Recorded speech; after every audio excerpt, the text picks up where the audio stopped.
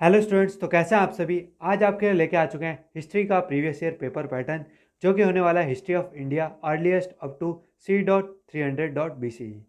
जो कि जिनके पास भी ये सब्जेक्ट है, आज की वीडियो आपके लिए इंपॉर्टेंट होने वाली है, क्योंकि आज आपको सारे इंपॉर्टेंट क्वेश्चन मिलने वाले हैं जो कि प्रीवियस ईयर में पूछे गए हैं और उसके आने के काफ़ी ज़्यादा चांसेस होते हैं, क्योंकि सोल प्रीवियस ईयर या 10 ईयर से अपना पेपर बनाता है, जिसमें से आपके 7 क्वेश्चन आएंगे तो 2 से 3 क्वेश्चन आपको प्रीवियस ईयर देखने को मिल जाएंगे। तो चलिए फिर वीडियो को आगे बढ़ाते हैं। अगर आप चैनल पर नए हैं तो प्लीज़ चैनल सब्सक्राइब करते हैं और वीडियो को लाइक करते हुए जरूर जाएगा। देख सकते हैं history of India earliest up to C.300.BC BA programme. अगर आपके पास कोई भी सेम में या कोई भी कोर्स में या सब्जेक्ट है तो आप देख सकते हैं। जैसा कि आप सबको पता ही है, फर्स्ट सेमेस्टर 3 घंटे की आपका पेपर होने वाला है और आपके 75 मार्क्स का आपका जो एग्ज़ाम होने वाला है, ये सब आपको पता ही होगा। आंसर इंग्लिश या हिंदी मीडियम दोनों किसी में लिख सकते हैं। Attempt any 5 question. 5 क्वेश्चन है, 75 मार्क्स का है, तो 15 मार्क्स का ईच क्वेश्चन होने वाला है।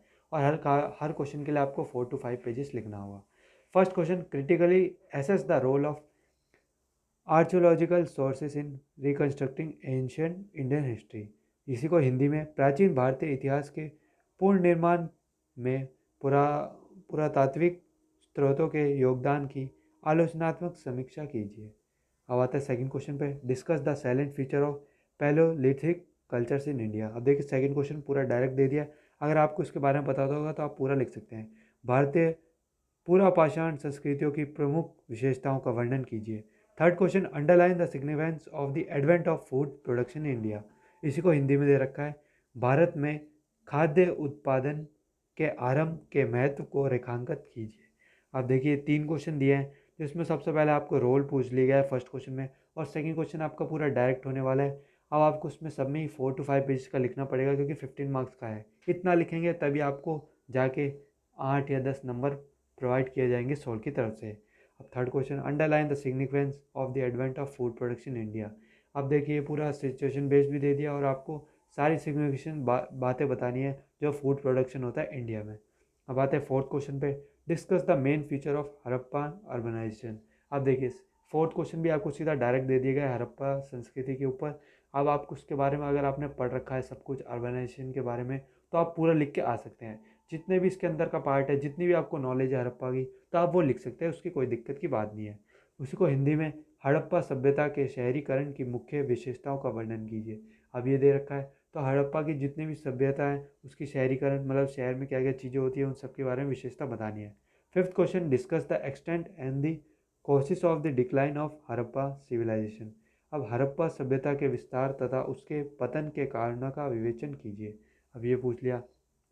अब आते हैं सिक्स क्वेश्चन पे, describe the social and economic condition of the later Vedic period.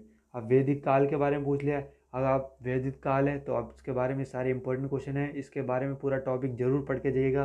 वैदिक काल हो गया, हड़प्पा हो गया, और जो भी आपको मैंने ऊपर बताया, हड़प्पा के ऊपर देख सकते हैं 2 क्वेश्चन आ चुके हैं, हड़प्पा सिविलाइजेशन और हड़प्पन अर्बनाइजेशन। तो हड़प्पा संस्कृति वाला अच्छे से पढ़ के जाइएगा, इसके बारे में जितनी भी इंफॉर्मेशन है पूरी की पूरी पढ़ लीजिएगा। अब आते हैं सेवन्थ क्वेश्चन पे, राइट एन ऐसे ऑन मेगालिथिक कल्चर्स। अब देखिए पूरा डायरेक्ट क्वेश्चन दे दिया। अब महापाषाण संस्कृतियों पर एक निबंध लिखिए। अगर आपको पता होगा मेगालिथिक कल्चर्स क्या होता है तो आप पूरा लिख सकते हैं। अब देखिए, discuss the factor responsible for the rise of the new religious movement in the 6th century BC। ईसवी पूर्व कहते हैं BC को। ईसवी पूर्व 6ठी शताब्दी में नवीन धार्मिक आंदोलनों के उदय के लिए उत्तरदायी कारणों की विवेचना कीजिए। अब नाइन्थ क्वेश्चन पे आते हैं, account account for the rise of the mahajanapadas with special reference to a Magadha. Magadha के विशेष संदर्भ में महाजनपदों के उदय का विश्लेषण कीजिए।